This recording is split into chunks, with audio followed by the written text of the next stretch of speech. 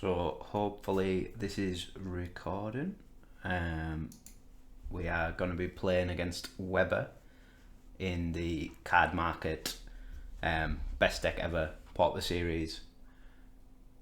He's playing a very scary deck with the Chatterstorm First Day of Class combo.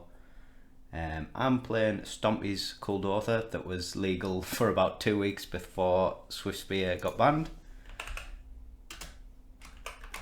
So we'll see if we can pull one out our ass, because I don't think this is a good matchup at all. We will have to hope Weber doesn't keep a very good hand or just mulls to oblivion.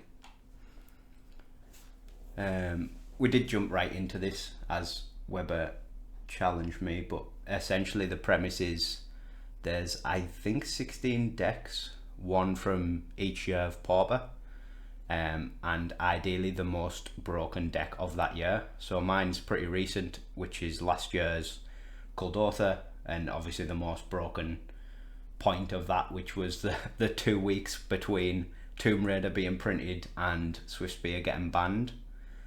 But there's all sorts of decks in it. There's I would say this that Weber's playing, the Chatterstorm combo and the Turbo Initiative deck, are probably the scariest two. But there is a lot of very scary decks.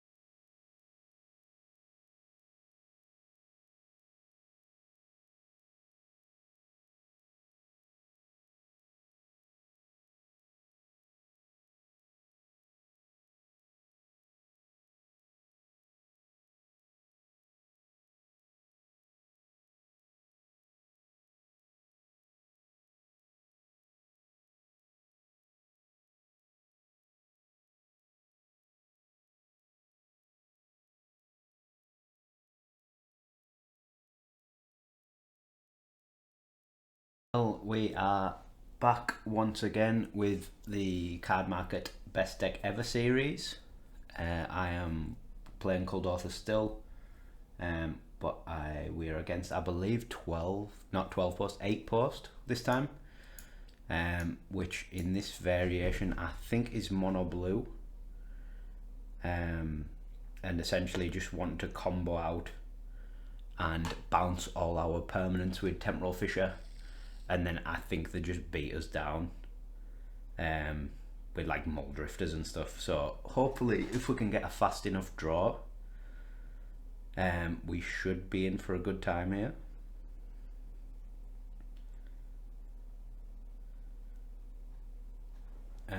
Obviously we're going to mulligan this hand because it's awful. Unfortunately we're on the draw once again, which is not great. That was our downfall against Weber on Chatterstorm. This is a good hand though. I think we will put back this implement, and I guess unless we draw Tomb Raider, we'll probably just lead on Swift Spear. Hope to get the second land and synth. If we don't, I might just Epicure on weight, but they have Mull to 5 as well though, which is good for us. But yeah, starting on Cloud Post is probably the worst start for us, especially if they've got Glimmer Post next turn as well, gaining 2 and then having 3 mana available is pretty brutal. Just island, so just 2 mana.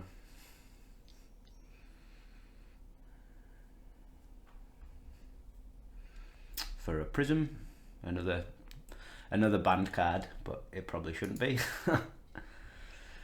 We did not get there on the land. Do we want to risk it with a synth or just play an Epicure? They didn't have the post, so we do have a bit of time. I think I'll probably just play Epicure here. It does get us pretty close to Metalcraft for this Scald Blast as well, which is not nothing. But yeah, not a great start for us. A very slow draw for this sort of version of Kuldotha. And Snap is even worse. Into another Prism.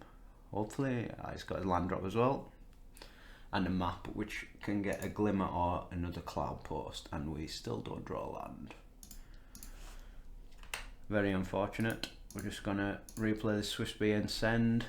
I think this is probably it for us this game. I think we'll probably die. We still do have an out if we draw land. He is obviously pretty low on cards. That's not what we want to see though.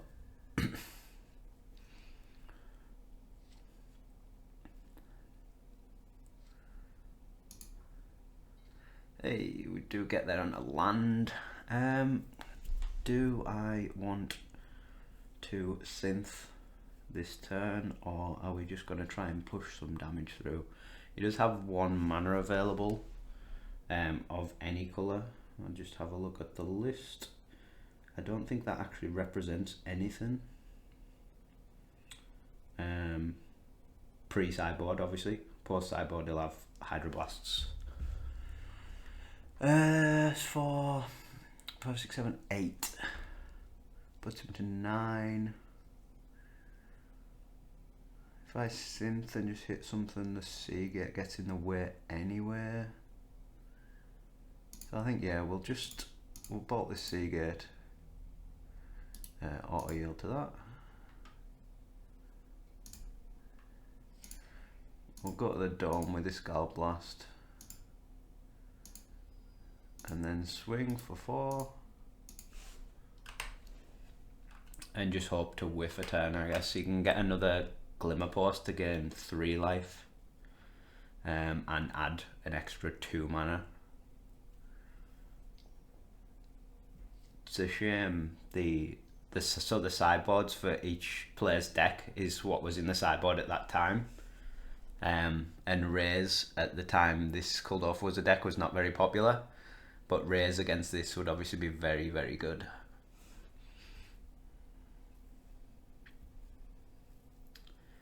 Preordain. 2 bottom is good for us. And another prism. Luckily this deck, if it doesn't find like Mold Drifters, once it gets low on cards it can't really function very well. We're just going to run a synth out here and try to chain some synths into some action.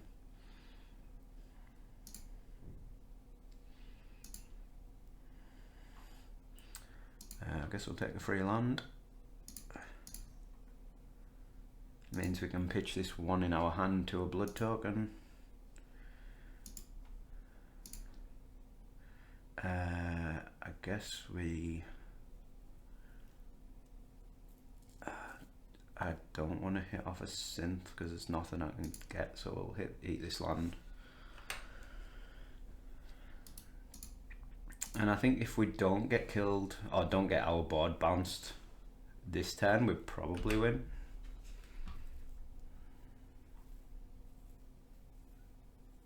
I maybe should have sacked either the blood token or the synth. The mana is probably more important with these in hand. That was probably a misstep on my part.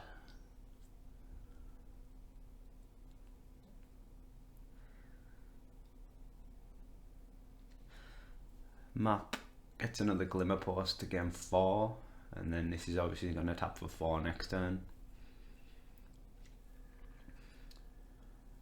A Mold Drifter here would be pretty bad for us. Cloud's not great, assuming he has something else to play. It means his Cloud Post is tapping for 4 right away. Yeah, Mold Drifter and Fairies.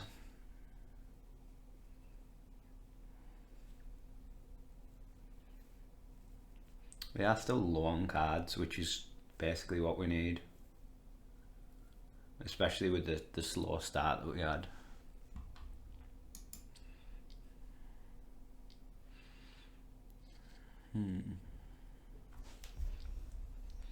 Three. Maybe a Vault Art Compulsive. That is definitely a way to get up on cards. 2, 4, 6, 8. So Bushwhacker even off the top isn't lethal. I guess what we want to do is just impulse into some burn. Yeah, I'm really regretting sort of sacking this land now. I think it definitely probably should have been this blood token instead.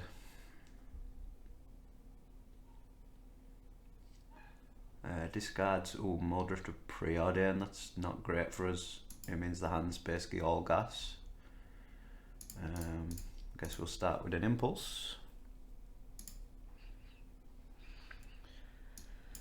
There is the burn. What is the benefit to killing this Mold Drifter? I guess if he has something like Snap. Also, it doesn't block. It doesn't just eat our guys. We've got a Swift Spear. Is it better to play? No, the Swift Spear, if we just play it, just gets eaten.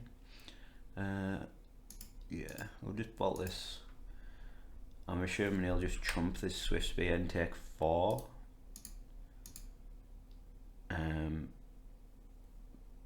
Be good to get the Cloud of Fairies off the table so he can't like snap combo.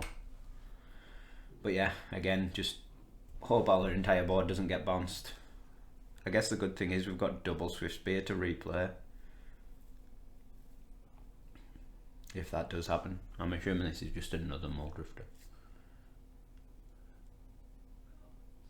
Oh no, Snap. Snap the Swifty.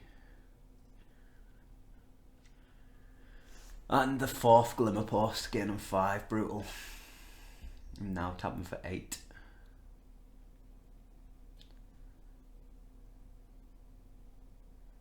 Is Ulamog's Crusher, maybe? Not a Fisher for 2. But what, bouncing 2 Goblins? Sure. That's not the worst case. They have one card left. I guess we just hope it's not a card draw spell, which it doesn't look like it is. Land's not the worst. It means we can play double Swifties.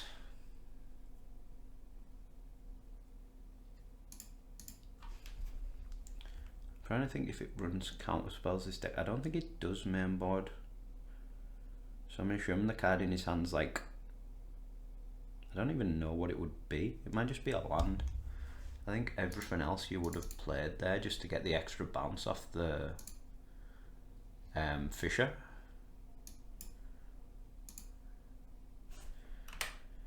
We are sending as we do.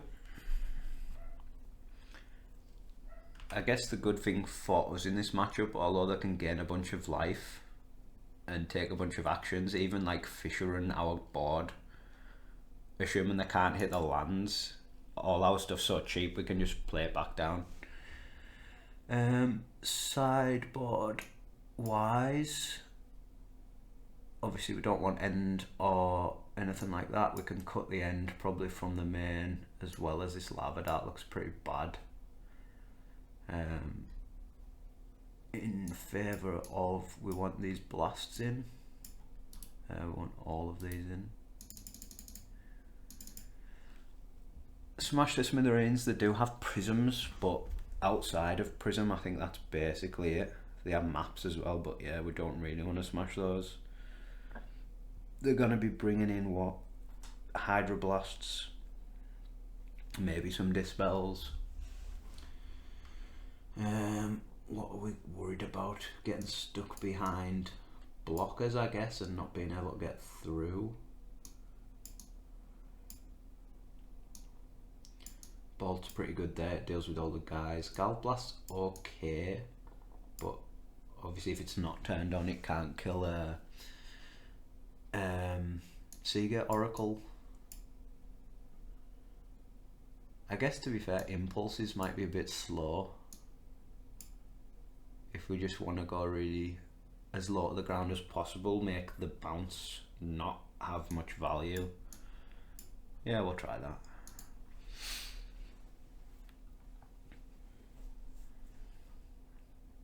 I feel like it should just be a good matchup for us because we are so much faster.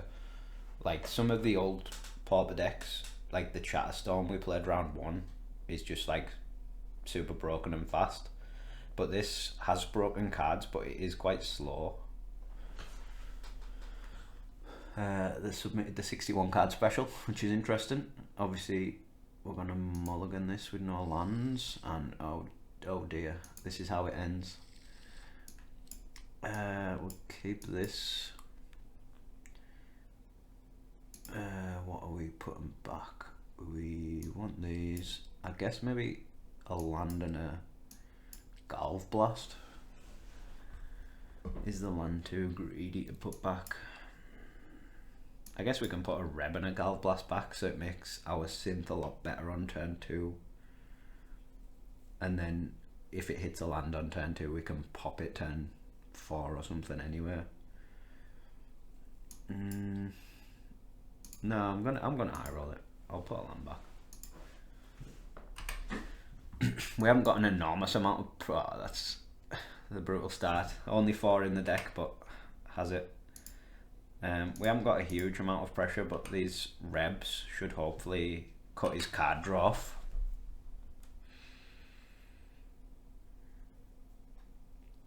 Oh, that's the idea anyway. There's a prism, yeah. So land would be pretty sweet. No land. We're gonna want a Reb. I think I can probably wait another turn. So we'll just get this implement in play. Maybe next turn, if we don't hit a land, we still have this activation. Yeah, that opening 7 would have been so good with just 1 land. They don't have another post, which is good. Is this a compulsive? Yeah, I would have liked to Reb that.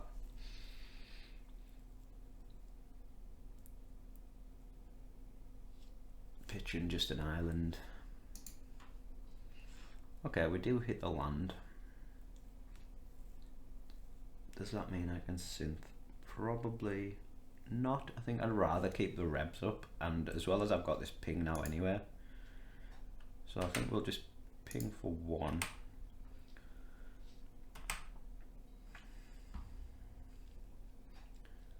Yeah, so they've now got 4 mana with a double post this turn, but next turn it'd be pretty ruthless.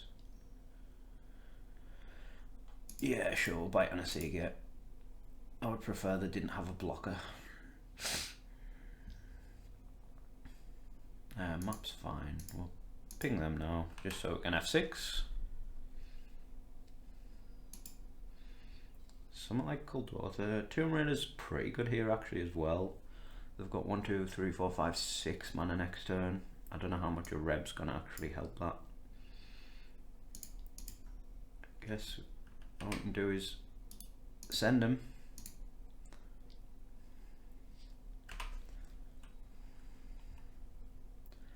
Hopefully they just like tap 5 for a Mold Rifter. Yeah, again in 3.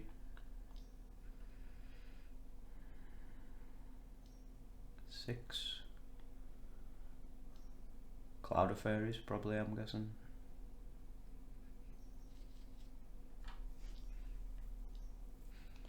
Like, even if they're just Fishers here for like 3 or something, it's not the worst. Mnemonic Wall getting back compulsive. Sure, we'll give that a reb. They might have their own Hydros at this point. No? Yeah, just popping the map. I'm assuming getting a Glimmer Post. Yeah, Glimmer Post to get 4 next turn.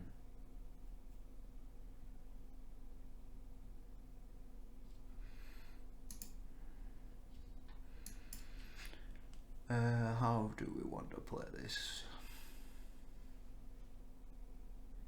I think just trying to find a Kuldotha here to chain with this. I think given all they did was map with 4 mana. After obviously casting this, Mnemonic Wall's not the worst for us.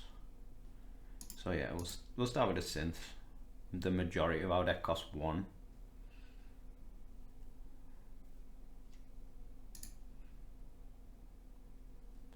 Yeah, there's a Swifty, we'll have that.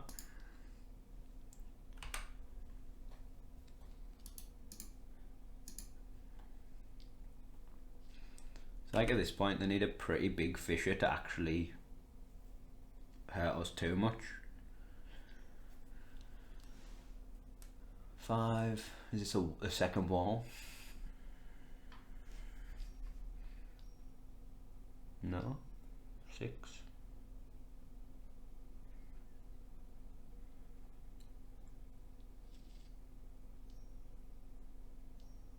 Yeah, 5 again.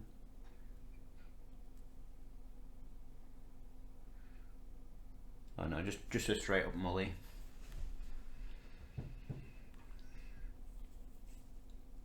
Second mully.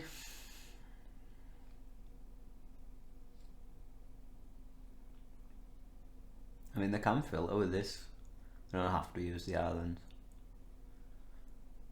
Yeah, second mully. Not good. This means probably next time we're going to be in big trouble. Galv Blast, which is on, although I'm not sure how much that matters.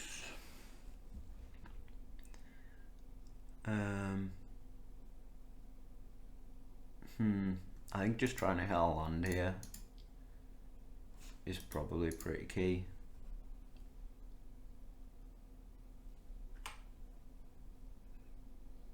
There's the land and a Tomb Raider. The Tomb Raider, I guess, just trades the Mold Rifter.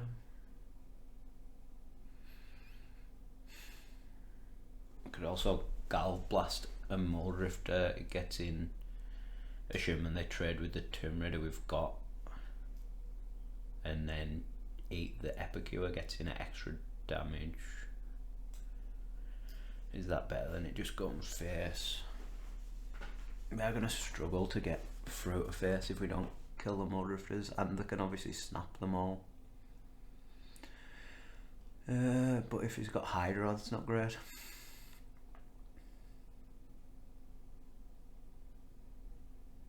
Yeah, I think we'll try and hit a Muldrifter.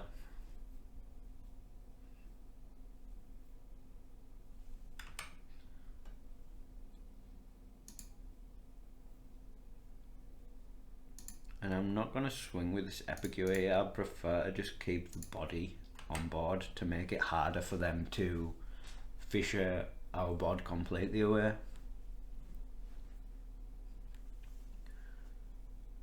And if he doesn't, yeah, I'm assuming he's going to want to snap this Muldrifter then, if that's the case, if he's not trading.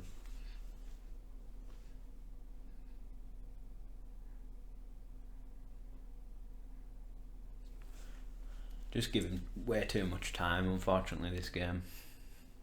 But I obviously multi 5, and it wasn't the fastest 5.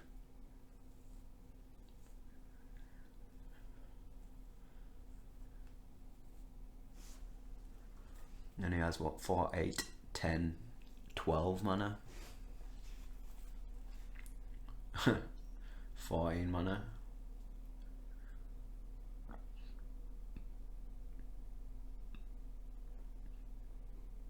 Wall, get back research. I mean, that sort of suggests he doesn't really have much gas, which is surprising.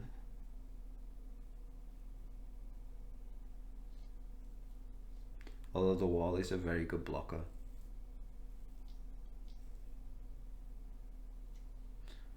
And even Seagate is a decent enough blocker as well. So he can still research off the cloud post, but chooses not to. I guess that probably means he does have a Hydro, wanting to keep this up.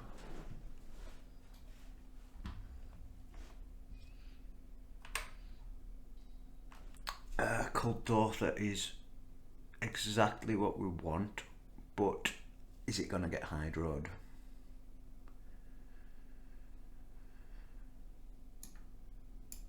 We can play the Tomb Raider first to try and bait it, but I don't even think he would counter it. I guess we'll give this a go, see what happens. I think if he has a Hydro, it's probably the thing you want to be Hydro on. Another synth. Okay. If we kick Bushwhacker, takes what, 2, 4, 5, 6, 7, 8, 10. So it isn't lethal. 2, 4, 5, 6, 7, 8, 9, 10. And blocks both these. I guess, yeah, well, if it's not lethal, there's no point in going for it yet. Try and hit a land with this synth. Or a Reb. I don't think that really does anything though. We can plug the wall. Means he could trump this tech free 6, but we lose the Tomb Raider.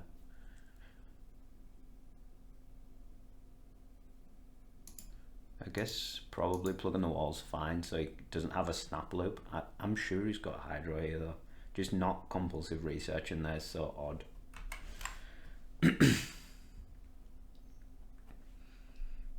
Yeah. I probably would have tapped the Glimmer Post. Just unless he's maybe just snapping it. That could also happen.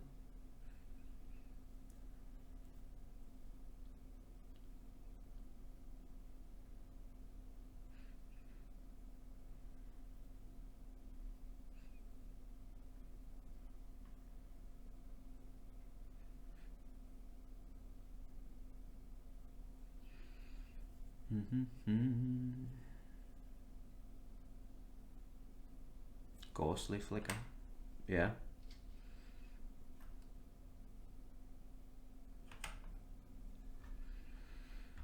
and get back the flicker. Yeah, that's probably just as dead actually.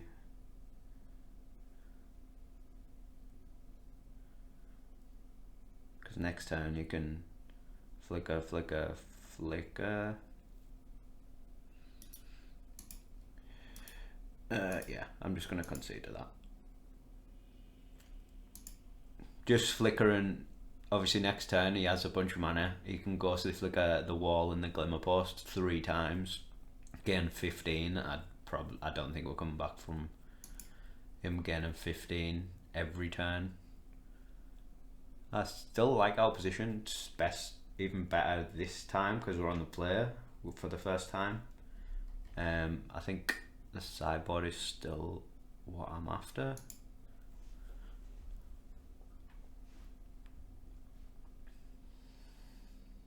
We would like to play first.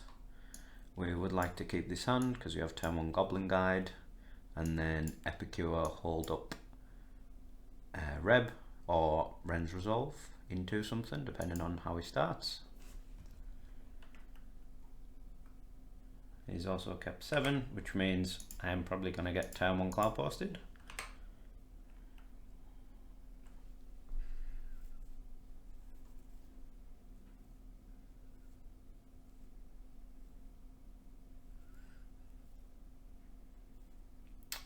He's very scared of the Goblin Guide, it seems. I would be as well, it's pretty broken.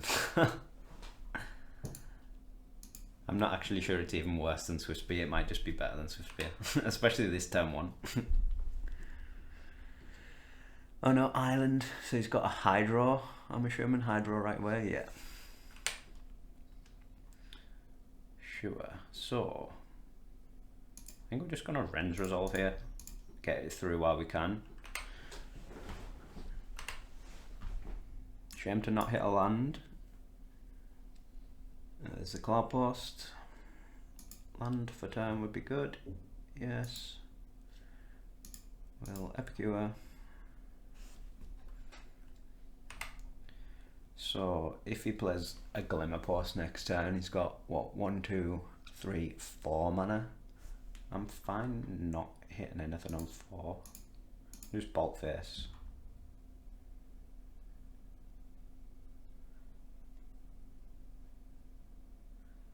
I'm assuming the pause means he's got a second Hydroblast.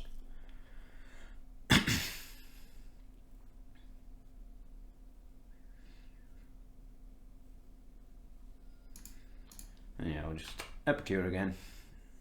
He might counter the second one, given he didn't counter the first one or the Bolt. I would be surprised, but yeah.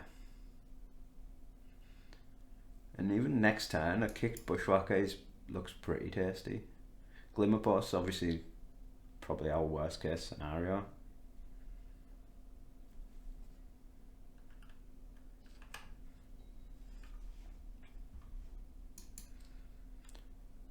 And then once he's at 5 mana, we do have the Reb to try and hit his card draw. I guess he could do something like Cloud Post Compulsive this turn, but then he taps out of his Hydro.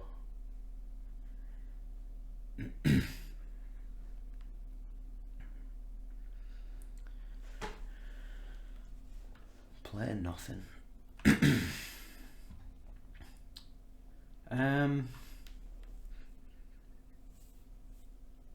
Is this a Bushwhacker turn? Hits him for 6, but we could also just hit him for 2, ping him with another Epicure, and hold up Bolt Reb, which I actually prefer, I think.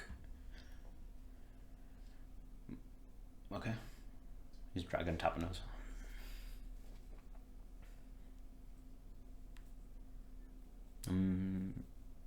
The only thing I can think that being is a snap, but surely you don't want to snap Epicures, because you're going to take 1 on the way back down anyway.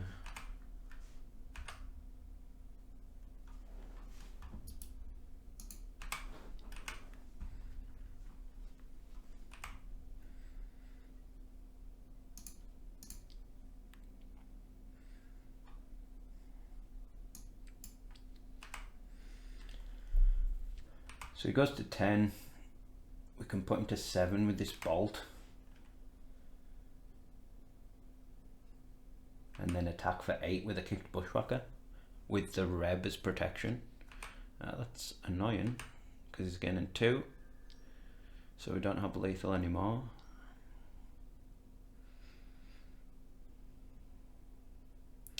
Cloud of Fairies.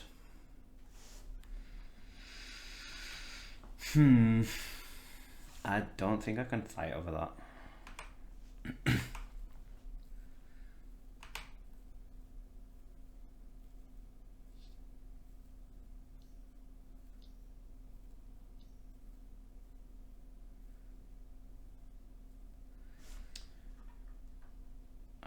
I will try and rep that.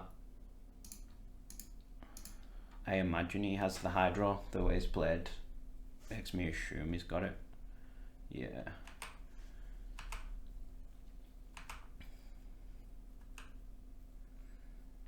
And I think, so if we bolt him he goes to 9, we have 8 on board. He can block 2 of them, take 4 to 5. But if we bolt the Muldrifter, he's gonna take 2 anyway. And won't be able to like snap it if we don't have lethal. So is there, I could draw what Galv Blast would mean. 9 goes to 5, takes 6. But it's only Galv Blast that would do that.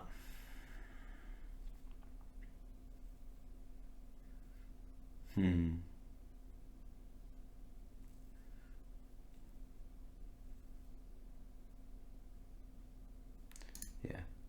I'm just gonna bolt this Muldrifter. I think it's worth it to not get it snapped out, and that is a pretty good draw. It means we can jam here, put him low, and then have a Reb for whatever card draw I might have. We still do need to draw something, but hopefully, so does he. Oh, that is not great.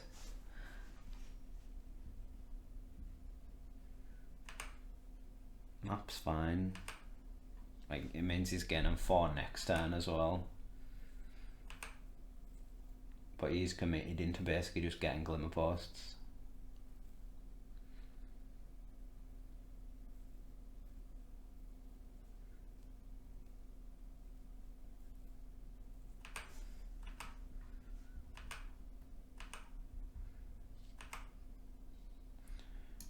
We'll just immediately cycle that.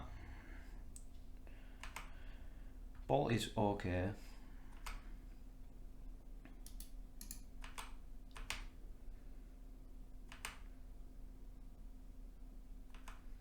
He's helping us fight through all these Glimmer Posts. Although he's starting to get a lot of mana. What's that? 4, 5, 6, 7, 8, 9 mana. But not a lot of blue, thankfully. Germany doesn't play anything. I am just going to bolt face here.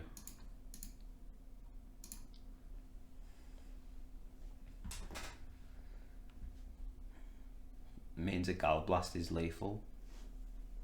Assuming we don't have to sack another blood token.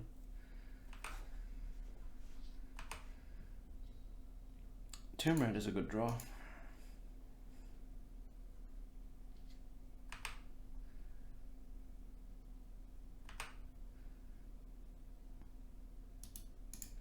This might be where he decides to use a snap if he's got them in his hand.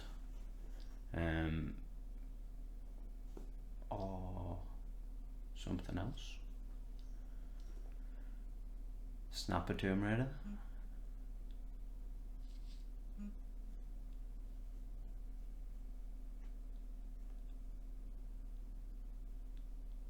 I feel like you probably can't just take 5. Just, oh, Hydro Tomb Raider. Sure, you can have that. I prefer to just counter a big card draw spell or protect a burn spell next turn. Fighting through a lot of Hydroblasts here. I think that's the third. Oh no, Glimmerpost, which is good for us. It's going to be a wall, I'm assuming. Could be a Mulder of 6. No, not 6.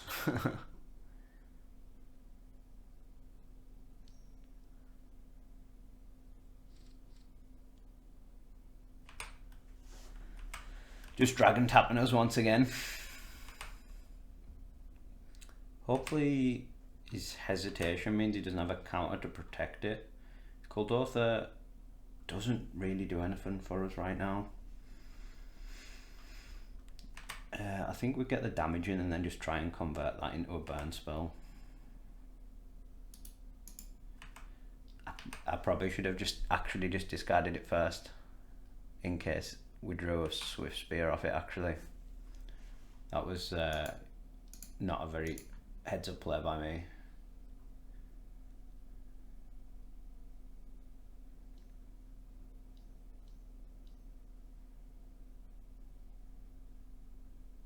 I'm not entirely sure what this is. A ghostly flicker, sure. We'll try and counter that. Oh, he has. Does he have the 4th? Oh, he has a dispel. Okay.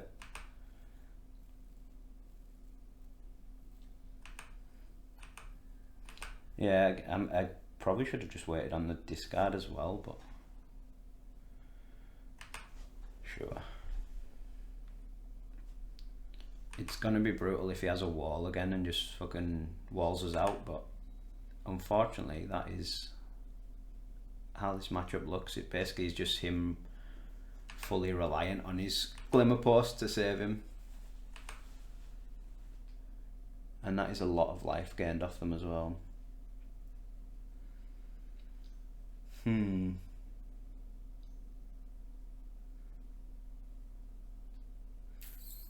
That is the wall, but he doesn't actually have the mana this turn.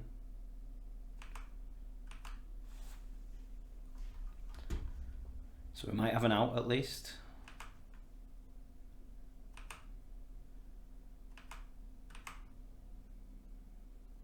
Yeah, the dispel was brutal.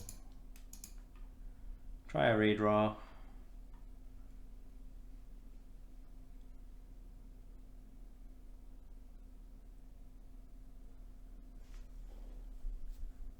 Does he have a snap maybe he's thinking on? Oh, redraw land is not good. And landing to land is pretty much GG from us, unfortunately. He's gonna flicker, what, 1, 2, 3 times? That's 3, 4, 5, 6, 7, 8, 9, 10, yeah, 3, 6, 9. And gaining a bunch of life each time. 8, 16, 20, getting 24 life. Unfortunately, that is us defeated. I think that was pretty unlucky from us, to be honest. It did seem like not the worst matchup, but we just got really unlucky.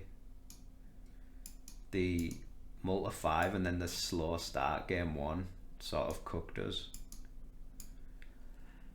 And yeah, I guess the sideboard is not really built for playing against these types of decks. Like, we have Rebs, but stuff like Rhys basically just wipes him out every time, because he's so reliant on that one of Cloudpost. But yeah, hopefully we can eventually pick up some wins with this deck at some point. It does feel strong, but just we're basically going into combo decks after combo decks at the start of this bracket, which is not really what we want to be playing against. Yeah, so I will upload this hopefully. I'll pass it to Teasdale to upload for me, and we will record the next one. We are back now for the 3rd round of best deck ever for Cardmarket. This time we're actually not against combo, which is a good start. We're against 2010 Goblins. So I think, yeah, I've got the list here. Essentially a bunch of creatures and a bunch of burn spells. All the 1 mana 2/2s are quite worrying, because the familiar can't block alone, but the other 2 can. and that alongside flunkies with another guy's gonna probably make it so we struggle, because all our guys are a lot smaller than that.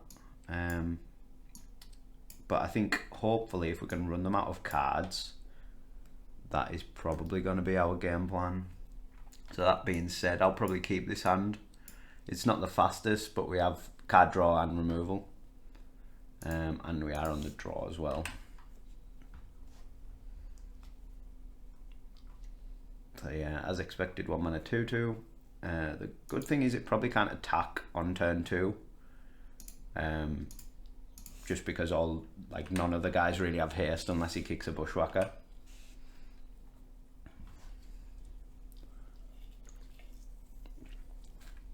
Yeah, War Marshal is a tough one. Oh no, this is unless you played a creature this turn, so he definitely can attack on turn 2.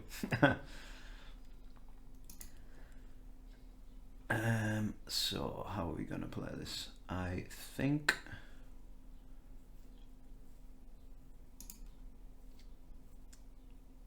is it time to draw a card? I think this turn we might just capitalize on our burn spells. Either make him pay for this and then trade, or let it die and then bolt this and maybe dart the token or block the token. I think if we can just stabilize the early game board, we shouldn't struggle too much.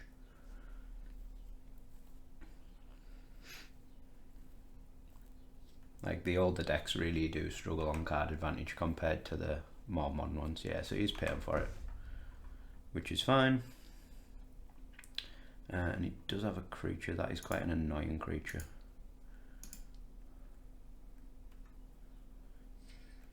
But Lava Dart is quite a good answer to Raider.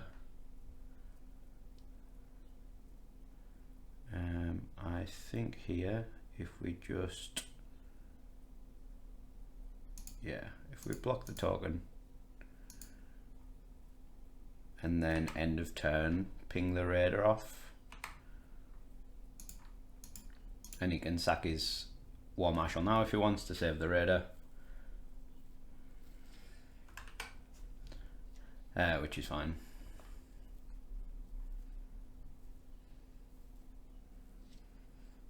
So we do have that Lava Dart as backup now. Hit a Resolve, try and get some more burn. Epicure is decent as well actually, just as a annoying blocker, especially with Lava Dart. And hopefully the Gal Blast should be able to get that Raider at some point, or that cohort.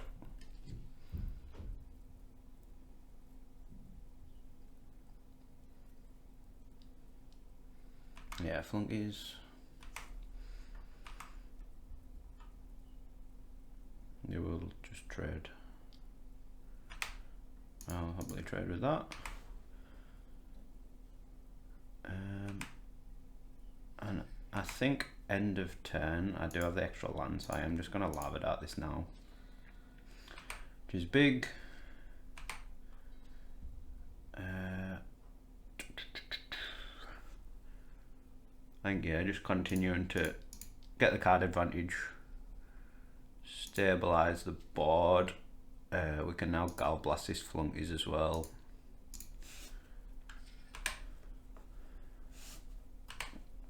And hopefully his hand is just maybe like a Chain Lightning or something. Oh, that is, yeah, that's pretty bad. It undoes all of our hard work at stabilizing the board pretty quickly. But we do have our own 2/2s.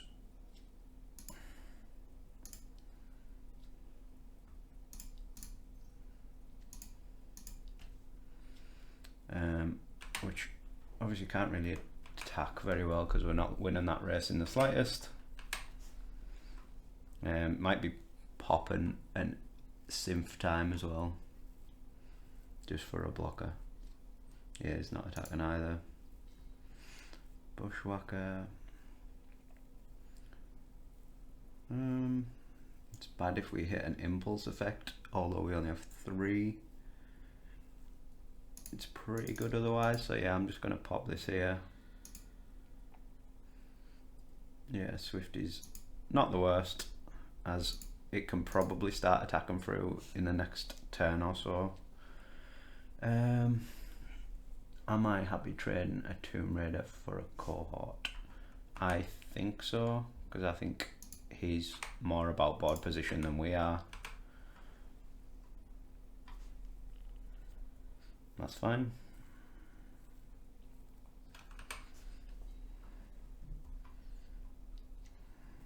He does have another. We'll trade with that one as well.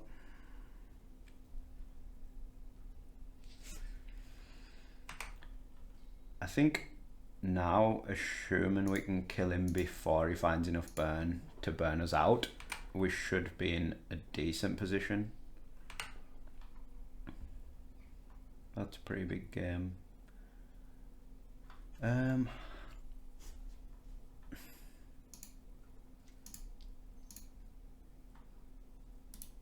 shield to this. I'm just thinking if it's worth wasting this Gal Blast on the 2/2. It means he can chump the Swift Spear. Assume we're kicking the Bushwhacker as well, sorry. He can chump the Swift Spear, take 5. I think that's fine. And then we've got a ping and a few redraws next turn. We could have Fire Blast as well. It does play, I think, 3 Fire Blasts or 2 Fire Blasts. I'm just bash with everyone. That is trading and taking a bunch, so I'm assuming he's going to just try and burn us out. He's got enough. Yeah, that's unfortunate. That is very unfortunate. Yeah, we just took slightly too much damage on that Bushwhacker turn. On the upside, he didn't really have much good to bring in. Old sideboard cards are obviously a lot worse than what we've got now. For us, I think the dwarfs are quite good, just the really good blockers, and they can attack through pretty efficiently as well. I'm not sold on End the Festivities actually being good. Like, most of his stuff is just X2s. And I'm not convinced on our Kuldotha package either. Just again with everything he has being X2s. I think maybe the Bushwhacker part of it is the worst part though. Lavada's not great either, but it's solid at dealing with the sack guys. I guess as his end, maybe 1's fine. Just force him to sack stuff. Yeah, I think we'll trim the Bushwhackers in favour of some Forge Chanters and see how we get on. But we are getting well and truly beaten up in these brackets. Yeah, we'll go first.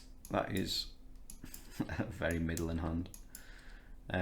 Dwarf's good, but we've got no card draw, no activation for this rebirth, so we'll ship that. This is a lot better, and this is where we actually get to use our broken cards. I think, to be honest, I might just bottom the Kuldotha. I could also bottom a land and just try and get lucky, but I think just being able to double Swift Spear into Bolt is probably going to be where we want to end up on turn 2.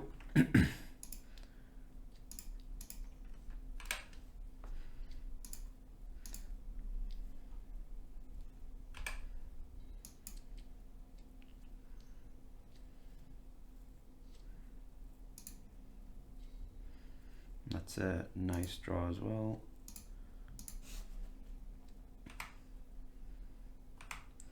Yeah, we just ship with both of these. Germany doesn't block. We'll, bolt this guy, keep him off the board, get our damage in now.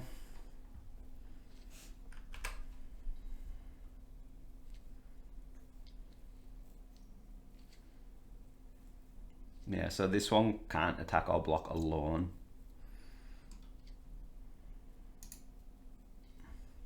Lava, that's really big there.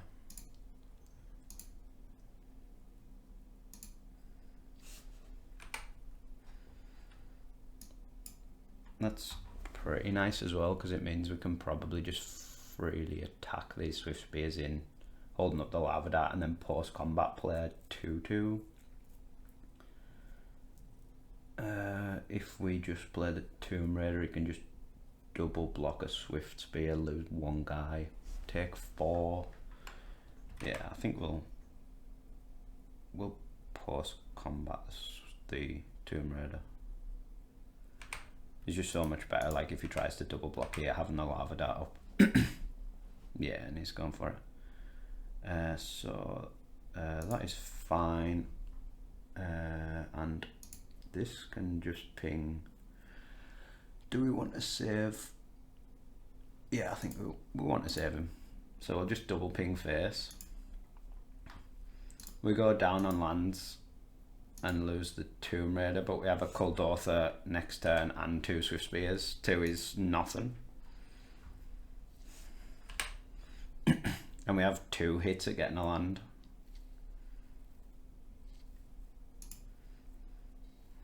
And there's the land. We'll just Kuldotha this right away. And another land.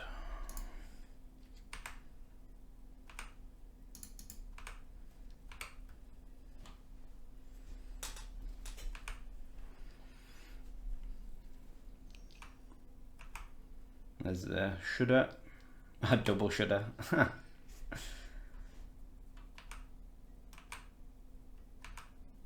So we are top decking now, but so is he. He's only got 1 card left. Land is not amazing. It's probably the single worst draw in the deck. Although he's also drawn lands, which is good. Galv is a nice one. I'll keep this land in hand in case we draw an Epicure and need to refresh it.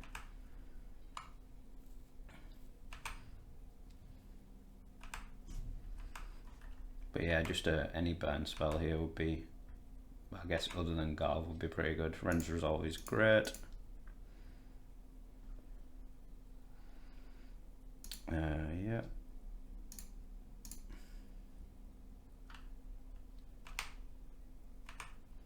I think I am just going to hit with this. He might have a bolt, but if he doesn't, it just works out really well for us. And if he does, he had a bolt anyway.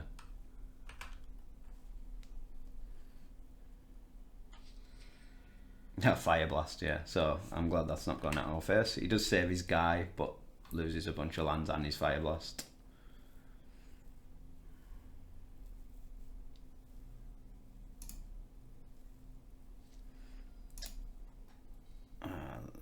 Extra land is not what we want to be drawn, but we do have a little bit of time.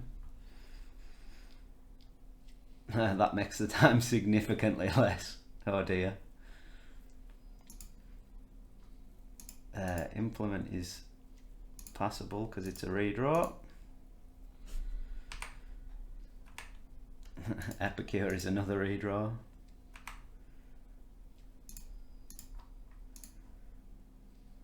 Great Furnace is not a redraw.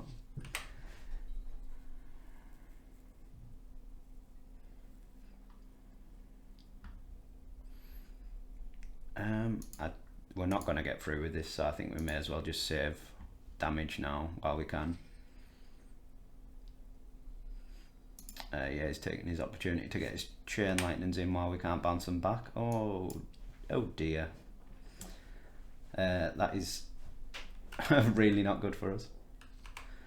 It means we are just dead to another Bushwhacker.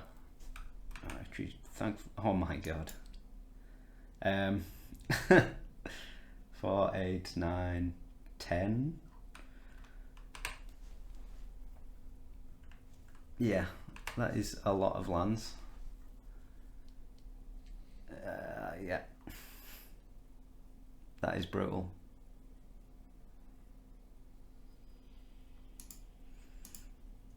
Yeah, Impulse. Yeah, and Impulse wouldn't have even got us there. There's another land in there. Yeah, and there's the Galblasts. That is, yeah, very unlucky. I think this list is definitely better than the 03 we've just went. 18 lands, so we only had 8 left in the deck at that point, and then impulsed into another. We had a bunch of outs. We had obviously 3 Galvs, 4 Lightning Bolts, a bunch of redraws with like Implement, Symphs, Epicures, and still like Impulses and Resolves. But yeah, just didn't see them. Even a Kuldotha at that point, because we traded with the Bushwhacker, would have been able to go around and ping for that 1 extra point. But yeah, very, very unlucky. Yeah.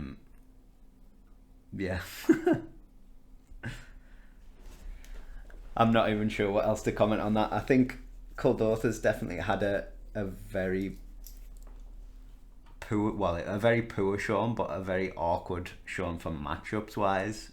Our round 1 was Chatterstorm, which was just faster. Like basically we got turn 3 killed on the 2 games that we lost. Our round 2 was a slower combo deck, but just with a life gain loop.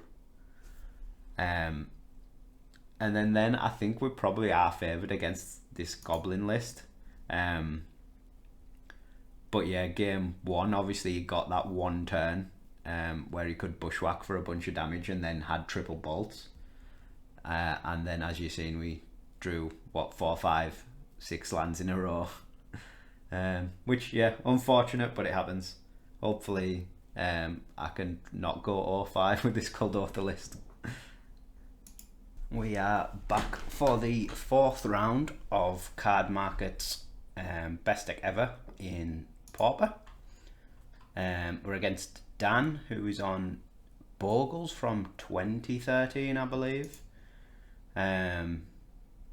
His list is pretty unchanged. Like there's a few differences from contemporary Bogles, but not like too much. A lot more creatures with the 4 Oppurtunities. That might be a problem if it gets fairly big and we can't answer it. And then yeah, 4 Cloaks, a lifelink, and a couple more lifelinks in the board is our main worry.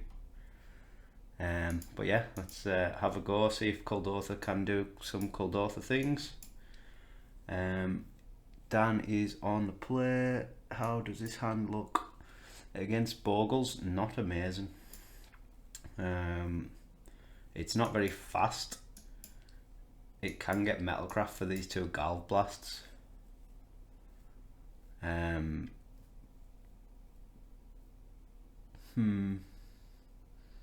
I think I'm going to mulligan this. I think we can do better. Yeah, this is much better.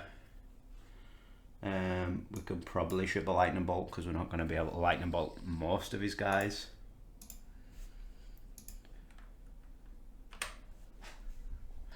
And we'll lead on. He leads on a tap land, which is a good start for us. That is a really good draw. Assuming his turn 2 plays like a Ledgewalker or something, being able to just end it is pretty big. Even if he Bogles, he could put a Rancor on it. I don't think he can give it toughness. Just looking back at his list, I don't think there's anything with flash in the main. So yeah, I think just Kuldotha into end the festivities, get rid of the Bogle. Lava Dart's a pretty dead draw. That'll just be a couple points of burn. May as well Kuldotha first, just see what we draw.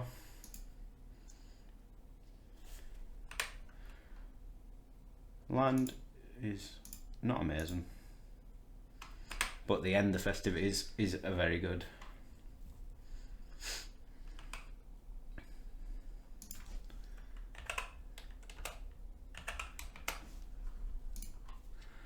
Second Bogle. Has he got something to suit it up with? No. We are out of our answers for the Bogle, but we can get a decent bit of damage in this turn.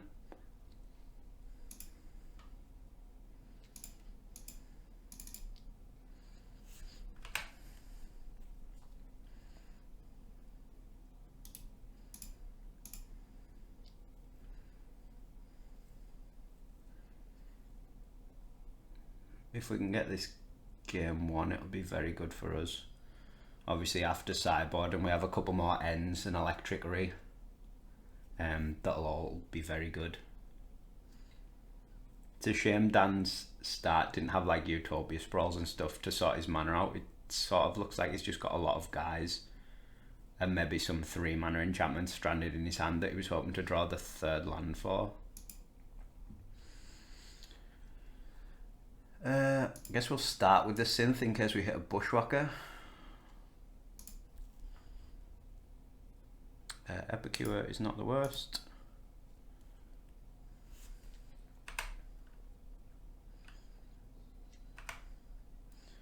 And we'll just bash with everyone. We've got this lava dart, which is an extra 2 points.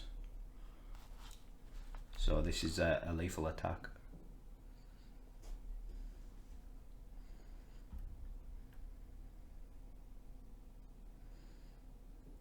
It's a shame the lava dart isn't a bolt. He's playing around a bolt anyway.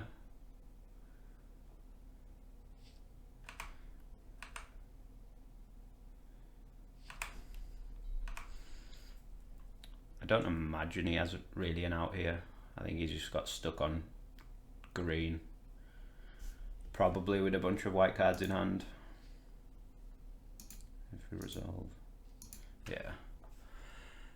So obviously we want more ends and electricaries. Flare and Pain doesn't really do anything. Smash obviously doesn't do anything, and Reb doesn't do anything. Forge Chanter, I think is probably just too slow. It's probably better at blocking, but we've got a lot of dead cards that we can easily cut for these if we find them.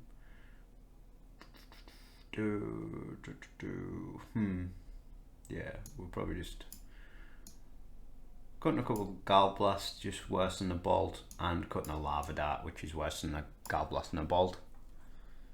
In most scenarios, obviously you get the double trigger on Swift Spear, but I don't think we're really going to be about that. Yeah, just hope for an opening hand with a end, because obviously Dan playing a 1 mana guy on the play into an enchantment or 2 is very good. That is a really good hand if it had a single land. So we are going to have to mulligan that. This is solid. Probably pitching a mountain. I don't know how early I want to Kuldotha though. I guess I could pitch a Galv Blast. And it means I have the 3rd land, so I don't mind killing this on 2. But I guess my 2 could just be Ren's Resolve anyway. We are going to keep. Am I going to get anywhere where this Gallblast is relevant anyway? It's plus, I guess, 3 damage because we've got the Swift Spear. Yeah, go on, we'll bottom the land.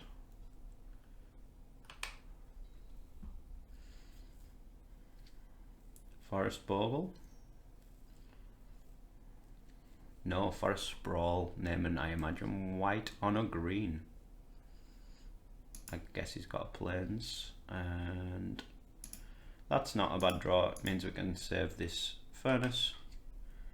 Let's lead on Swift Spear for now.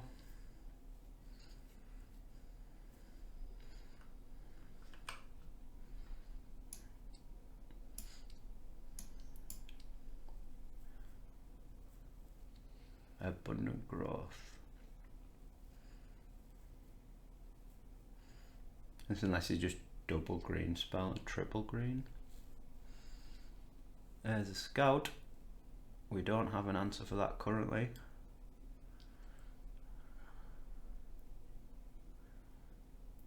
And he is able to put an armadillo cloak on that next turn as well. But our plan basically remains the same at the moment, which is just get on board. So we're going to implement yield to this. And Kuldotha the implement. And hope he doesn't have a lifelink or an armadillo cloak. Swift Spear is a fine draw, but nothing really spectacular. It does mean we have the option to just like try and burn him out with these plus double triggers on 2 Swift Spears. If he just cloaks, I'll probably trade a Shimney attacks with it. Ah, Gnarlid. Gnarlid is big.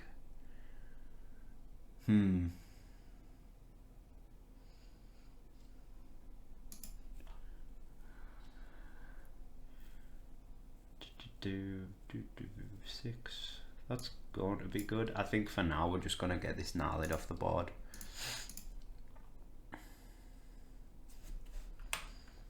I think this is our opportunity. If it had one more enchantment, we wouldn't be able to. We'd have to like attack into it. But given we can still attack through this Glade Cover Scout, that seems pretty good. And again, just try and hope to fade the Armadillo Cloak. Oh, he's going to block. That doesn't trade. Interesting.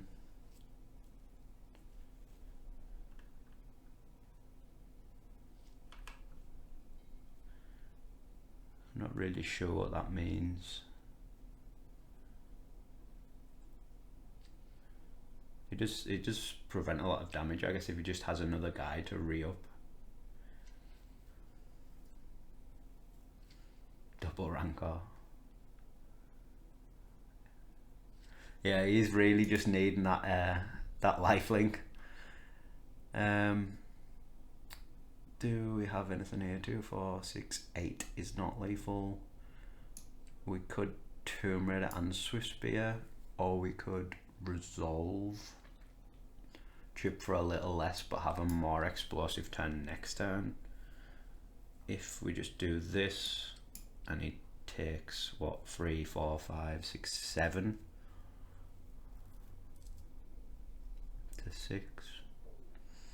Armadillo Cloak puts him to what, 5, 6, 7, 11, 12, 13 again. But then we can Bushwhacker back, which must be enough, right? 3, 4, 5, 6, 7 itself. Yeah, so I think if we play like this and this, that should mean that assuming he doesn't block, if he blocks, obviously it's fine, we'll get 8 the Bogle, that's fine. If he doesn't block and then rips an Armadillo Cloak and hits us, we should have lethal on the swing back, if I have mathed correctly.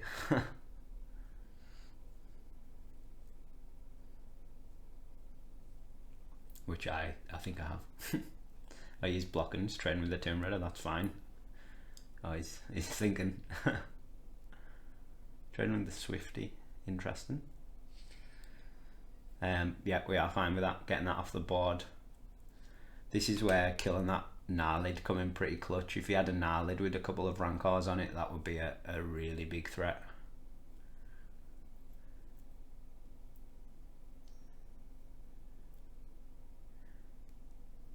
But it's the thing with this old Bogles list, it's just stacked with guys, especially compared to now. Like modern or contemporary ones, I guess, run what, 12 to 11 creatures, where this is a whole 4 more than that, 16. The Gnarlids are good, but yeah, if you just draw a load of Bogles, obviously you don't really accomplish anything. He's just re-upping the 2 Rancors, I assume, which should mean we are finally getting a win on the board with this Bushwhacker.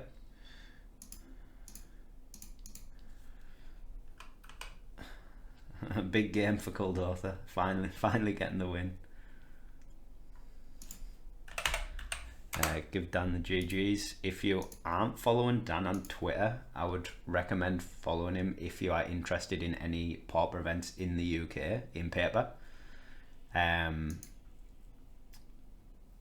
I believe his tag is @PauperDan, but yeah, he's sharing a lot of other people's events, and he'll be running Pauper Nationals in November, which I believe is in Sheffield. So I would definitely look into going to that. It's, I think, 110 person cap, so it should be a pretty big event, especially for the UK.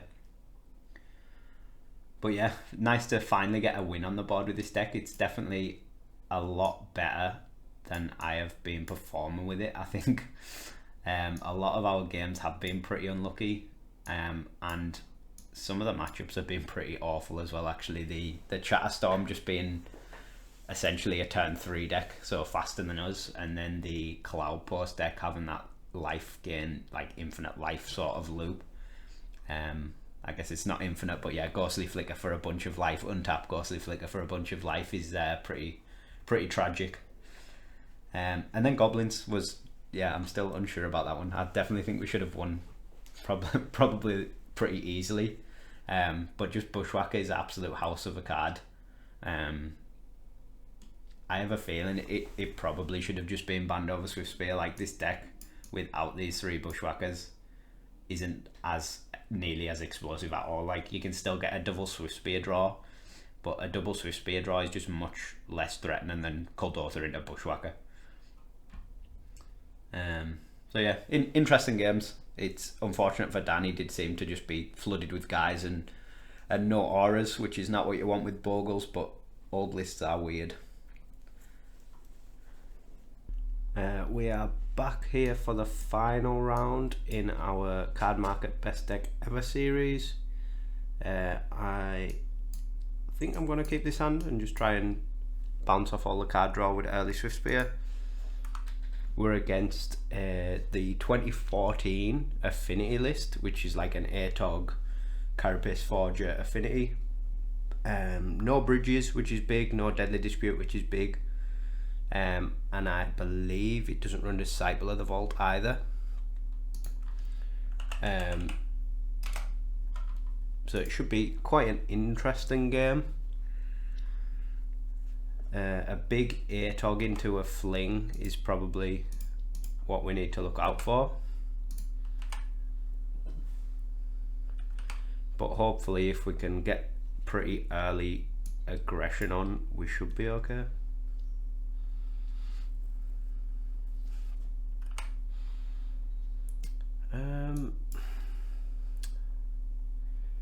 I'm tempted just to synth here. If we hit a land, it's really good. If we hit a 2-drop, it's bad, and a 1-drop, unless it's a creature, it's pretty bad. So I probably shouldn't. I should probably just impulse and then go for the synth next turn when we have more info.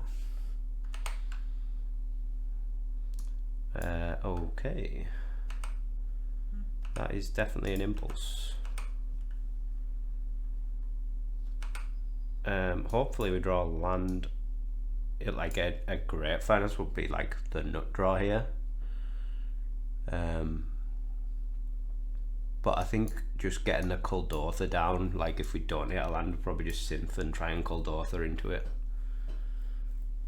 Getting this down early will be pretty big. Yeah, there's the ATOG. That's really what we wanted to avoid, especially as we don't currently have any removal for it. We do have infinite blockers with this Kuldotha though.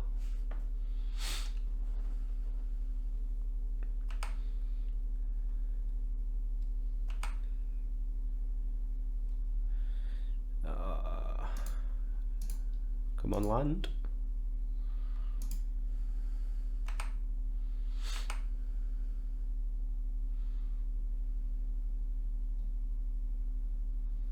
Do we get there?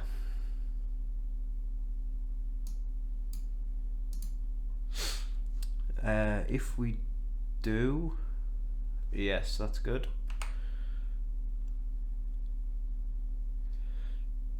So here we can attack. If he blocks, he can make his ATOG a 3/4 by sacking 1 artifact. I could then end to make him either sack an additional artifact or lose the ATOG.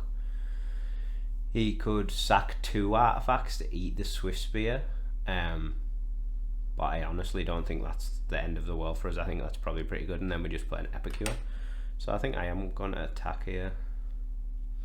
Like, the star's pretty free for him to eat, but if he starts eating lands, that's big for us. Eating lands when he's not obviously trying to kill us.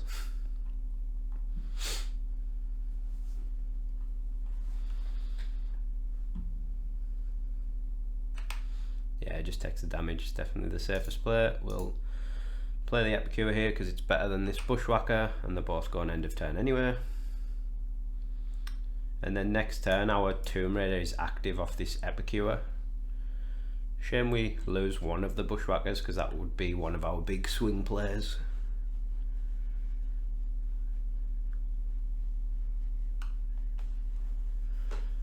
But we are chipping away. It's on 13. We're under not a huge threat from that ATOG yet. We can just jump it.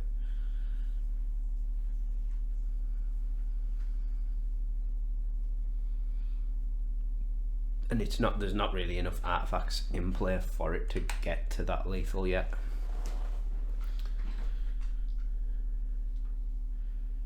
That's probably a Mare Enforcer in our future.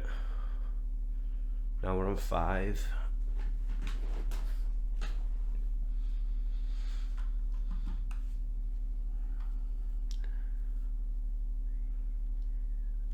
Two, 4, 5, 6, 7, 8, 9, 10, 11, 12. He can sack these.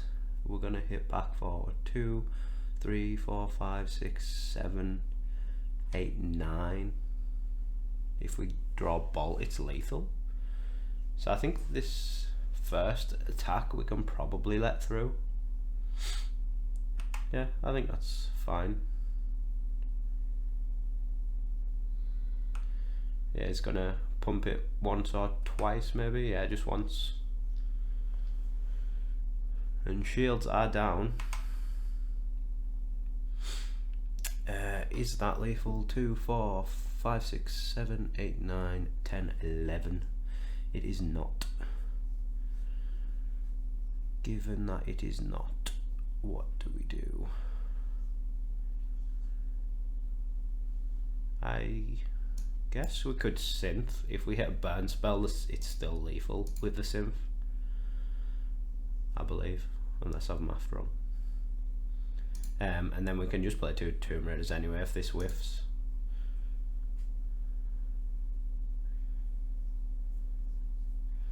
Hit a second synth, so I'm currently 2, 4, 6, 7, 8, 9, 10. So this can't really do anything lethal, but it also is just extra damage, and if it's a land it's good. If it's a burn spell, I'd be tempted to hit the ATOG with maybe a Galv Blast. If it's a bolt, I'll probably just burn face. Kuldotha, that's a really good hit. I'm just gonna pop this blood token, as the samurais will probably come in quite useful later if we end up getting stalled out.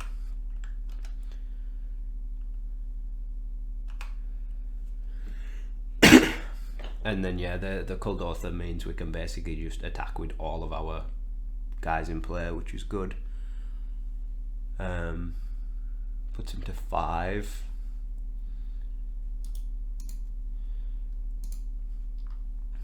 With pseudo 5 points of burn in hand with these Tomb Raiders that are active. I guess the worst thing here for us would probably be a Thoughtcast Chain into a lot of Frogmites and or Mare Enforcers.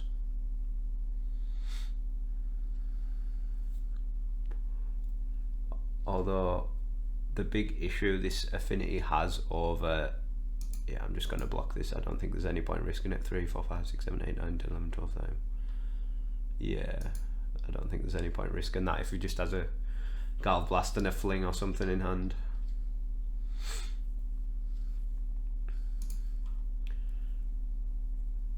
So if he has 2 blockers and a Gal Blast, he's still taking 6. 2 blockers, 2 Gal Blast.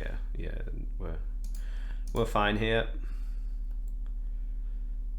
The big problem these older Affinity lists had compared to the like Grixis Affinity and Glitters that we see now.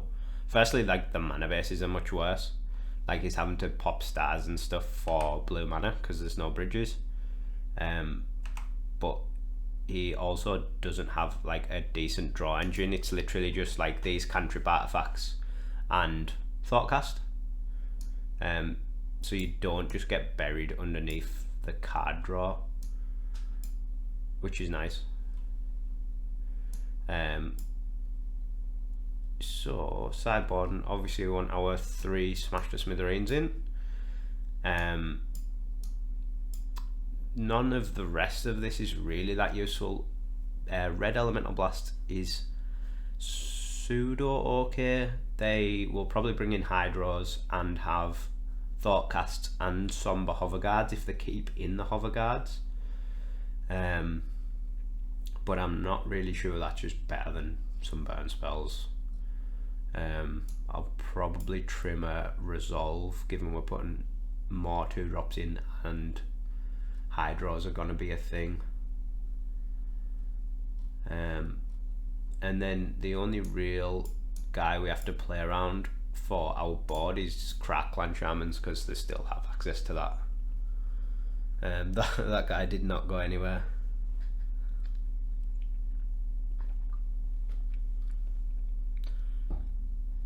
I think it's quite lucky for us the 2014 list as well doesn't play Disciple of the Vault. So the ATOG is not as explosive as it got later into Affinity's sort of life, until it got banned obviously.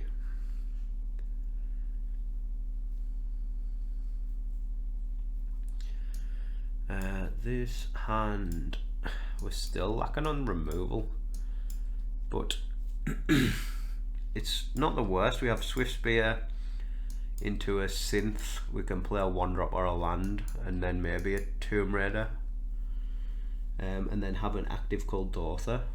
I don't think it's the worst. We've got 2 X2 guys early, so we're not super weak to Crackland. It'll like damage his board quite a lot if he wants to go for it. So we'll give it a go. It probably, if he just has like Seat, hold up Hydroblast, it's not the greatest for us because we do want to get quite a bit of value off this Swift Spear.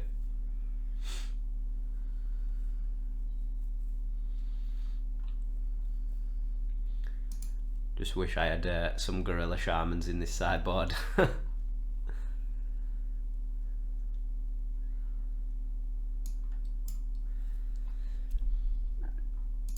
That is probably even better than the synth on turn 2, to be honest. It means we can just plan our turn a bit better. We can literally just land, implement Tomb Raider, hit for 4, or hit for 2 I guess, and have up Kuldotha. Yes, we'll still go this way for now. I think getting the immediate 2 damage and then possibly 2 damage next turn is better than deploying one of the Kuldothas. And hopefully we can utilise this synth. Although this is where it starts to get scary for us. That is a solid draw. I think I'm tempted to get greedy and just Impulse. He's only got 2 cards in hand. This isn't like super threatening. Like if he attacks with it, I'll just happily race against it. But it obviously is a good blocker against our Tomb Raider. Yeah, I'm gonna just try and hit our land here. It's a bit rough if we don't. But yeah, I think if to capitalise on our position, we really want to start hitting lands and setting up this Kuldotha Bushwhacker, maybe double Kuldotha Bushwhacker turn. He could have a Hydro, yeah. That's nice as well. So yeah, we may as well send one of these Kuldothas out into the world.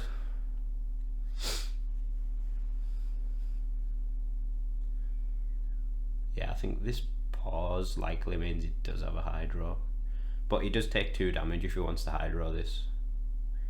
Great Furnace being really the perfect land we could have hit there. So he doesn't go for it, and yeah, not throwing our guy away. So pass the turn. A Crackland here would be rough, but wouldn't actually be the worst. Like, it puts him currently off Metalcraft, and we can just redeploy essentially immediately, because we could sack this Great Furnace.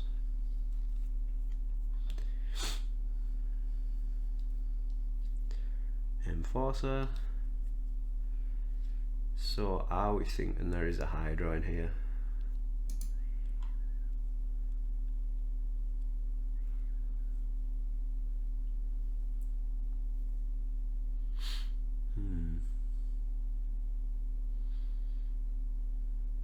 I think any other card should. I guess he could have like Fling if he's still got Flings in, but basically anything else he would have played. And given this Bushwhacker's leaving anyway, just more, do we want to Kuldotha first? Does that make it any easier?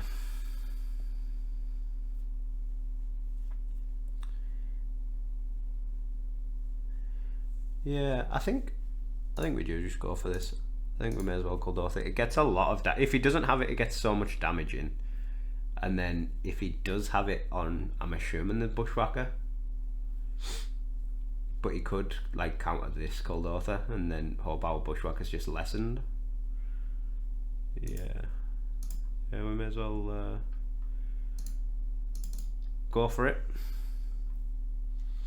Oh, it does resolve. I am not sure what he's got then.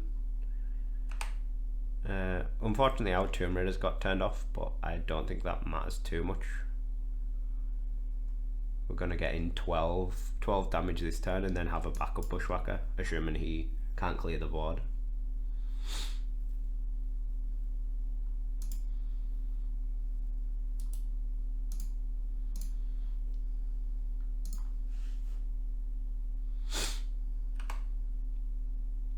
I'm not going to play any of these Simps or this Bushwhacker end of turn, because them hitting Lightning Bolt and Galv Blasts and this being redeployed is pretty much our win con now.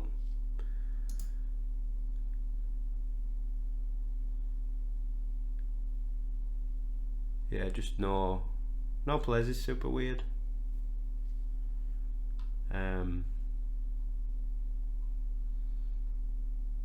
Yeah,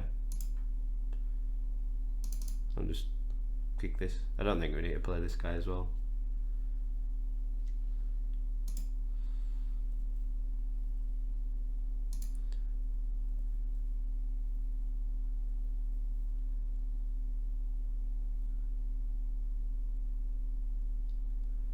Yeah, Galv on Galv. Even like another Hydro here, he's still just dead on board. I guess that makes sense for the draw for this turn.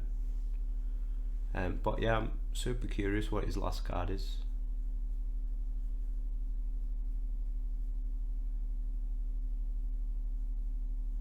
Because all the Affinity guys he could have cast, right? Yeah. Any creatures obviously he would have cast.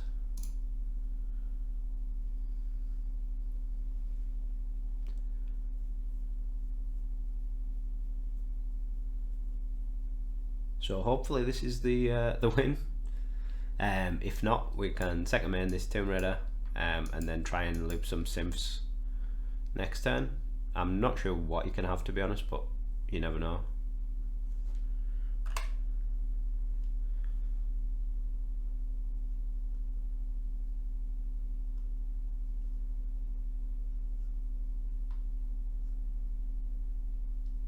Oh, green and a red. Oh, a fling. Yeah, so it was a fling. He doesn't unfortunately survive that still, but yeah, a really strong showing from Kuldotha there. Both of our games, starting with Swiftspear, was good. Obviously, this game he didn't really do much, but the game one he did a lot. Just pull the deck up. Yeah, obviously it's fairly clear why something from Red got banned. Swiftspear, definitely a reasonable choice. The games it starts turn one and doesn't get answered, it usually has a big impact in those games. But honestly, Kuldotha Rebirth's probably the card that should have been banned. I think this deck looks a lot different if just you don't have this Kuldotha. You lose obviously Kuldotha, the Bushwhacker then doesn't really make sense without the Kuldotha, so you lose this massive burst damage. So it probably slows down and just plays a bunch of impulses to like utilize the Swiftspear. I'm not even sure. I think Tomb Raider's probably still too good as just 1 mana 2/2, and you just probably have to play. You maybe don't play Implement, but you could play like Great Furnace, Epicure, Synth, maybe something else to utilize the Tomb Raiders being active early, and then probably just bring in something like the Dwarf back in, which to me doesn't sound as oppressive as the essentially just burst damage 1-drop deck that we've ended up with without Swiftspear. But yeah, it's a hard choice to see what should have been banned, yeah, from this deck, I guess. Obviously Swiftspear did get the axe, and I just think that was, yeah, I'm not convinced that was correct. It sort of has impacted a lot of other decks such as like Kiln Fiend and Pingerburn, basically making those decks unplayable, where Kuldotha just took the Swiftspears out and just carried on doing what it does. I think if everything has stayed, obviously this deck was essentially only legal for 2 weeks between Tomb Raider getting printed and Swiftspear getting banned. I think if this had got banned later and there was more development on this, I could see the impulses leaving, and just going a bit more towards what we've seen as of late, with like essentially everything in the deck cost them 1. You probably cut these all from the main and just put in maybe a bunch of Chain Lightnings, and some other burn spell. Maybe it could be like a Lava Dart or an End or a Fire Blast. The ones currently obviously play Seal of Fire, but that's mainly for Goblin Blast Runner. And if Swiftspear obviously didn't get banned, you probably wouldn't need that. But yeah, super fun deck. Shame it was only legal for 2 weeks. And yeah, I hope you've all enjoyed this my first foray into recording Magic Online. It's been pretty fun, and hopefully we'll get some interesting event that is worth recording and we'll do some again. See you later.